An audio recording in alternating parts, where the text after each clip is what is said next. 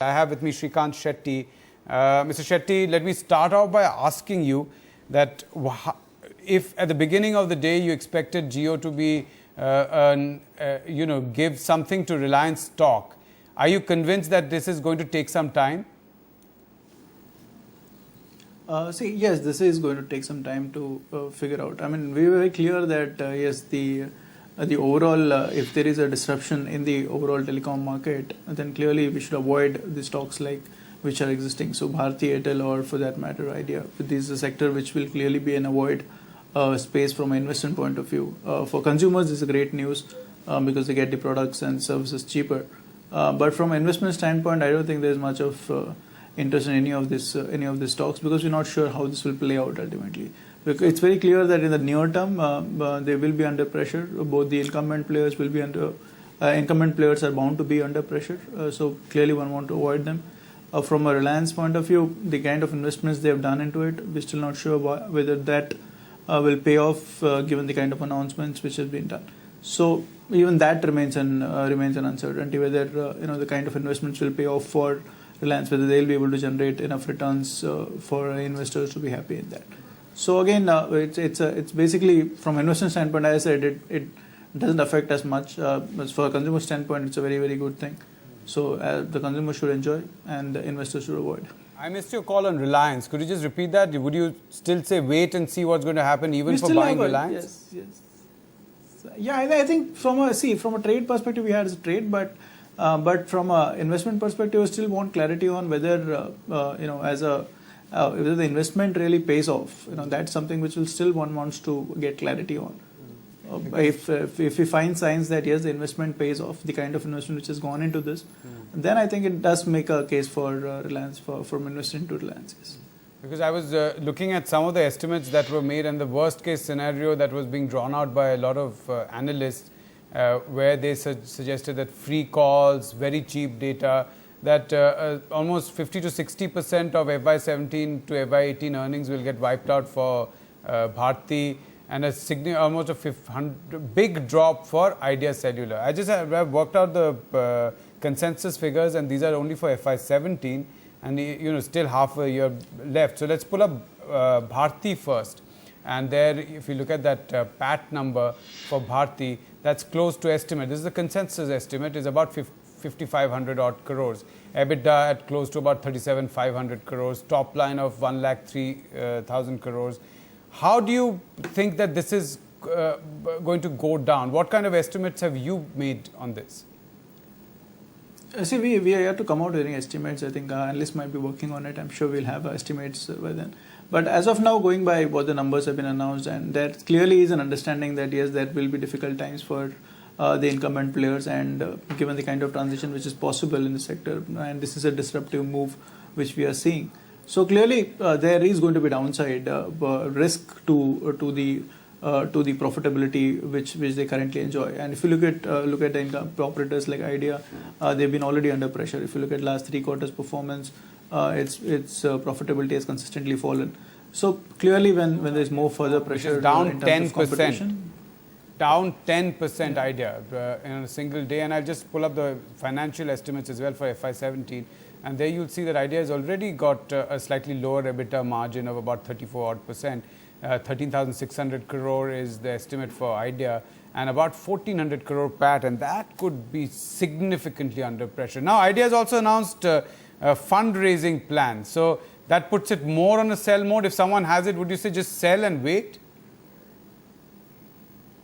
See, as of now, this sector is clearly an avoid sector because unless you have clarity in terms of... no, if someone holds it already, what would your advice be for them? If someone has been holding Idea... We have a sell rating. We have a sell rating in Idea, and I don't think we are changing it in any immediate short term at least. Okay. For this entire plan to go forward, and if the plan of getting a 1 crore subscribers, 250 crore GB movement, there will have to be new towers coming in. There will have to be a significant amount of investment, both from mainly from Reliance, to get into that tower space. They'll have to do that. Would you be a buyer in a company like Bharti Infratel, for instance? See, Bharti Infratel has been a steady performer. If you look at it, it's a lease business. It's a steady cash cow business, and that could still continue to be one. So, but as of now, I don't think we are looking at the telecom space at all to look at putting at all. Yes. All right. Let me get a sense on what you are actually planning to get, and I understand that you have focused clearly on financials. SBI you mentioned, and LIC Housing Finance. Could you just take us through the both? Right, we are looking at largely consumption, financials, auto. I think these have been the large part of themes which we like. Within that, yes, financials, we like LIC housing, we like the housing finance space broadly, which has been growing at about 18-20%. Most of the players have been able to deliver that kind of growth. Plus, with the cost of funding coming down for players like LIC housing, we think there is scope for earnings to grow faster than the revenue growth. So that's what, and it's available at about 2.2 times kind of book. So which also makes it attractive and relative to peers. So we do like that space. And so LIC Housing Finance is a buy. Do you have any kind of target there? It's trading at about 573 rupees. Yeah. From an investment perspective, we have a target about 750. 750 with an investment perspective. SBI again. Biggest PSU, relatively cheap when you compare to the private banks, but then probably not, the entire NPA story hasn't come out yet. That merger could actually be a bit of a problem on the balance sheet immediately, but you think it's still a good buy?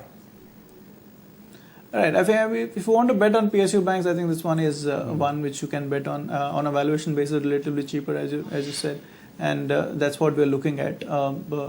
So putting that value into play, yes, there is risks. There is risk of NPA probably being higher than what we anticipate. That risk we're willing to take with SBI. We're probably not willing to take that risk with the smaller PSU banks, but with a large PSU bank like SBI, I think in terms of business there is a tremendous potential in terms of inefficiencies which they have internally, which they can build on. I think the merger which will happen, which also bring in potential positives there over a period. And the primarily, if you're looking at economic growth, which is likely to improve, demand scenario which is likely to improve, it is a bank which can grow its credit much faster.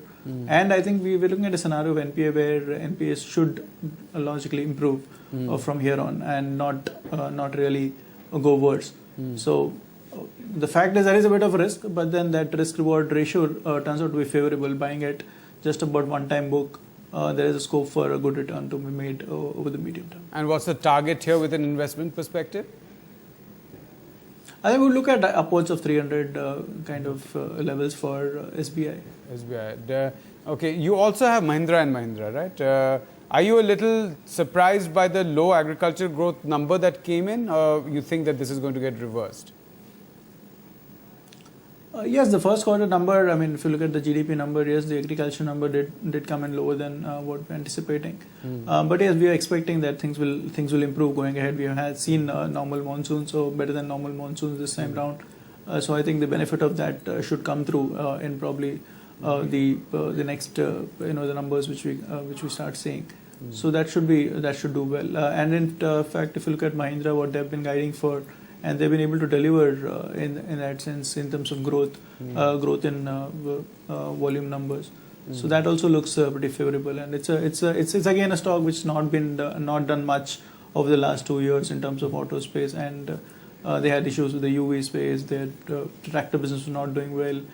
Some of the other businesses also were not doing that great. So we are now seeing a recovery in many of the businesses together, be the tractors, be the UV. They have launches planned. So the auto business should do well. They have subsidiaries in various verticals are starting to do well. So I think it's coming. Things are becoming better for Mahindra, and valuations are reasonable. So we have a target of over 1,700 from an investment perspective there. All right, this is a buy with a target of 1,700. Any disclosures you would like to make before we let you go, Shrikant Shetty?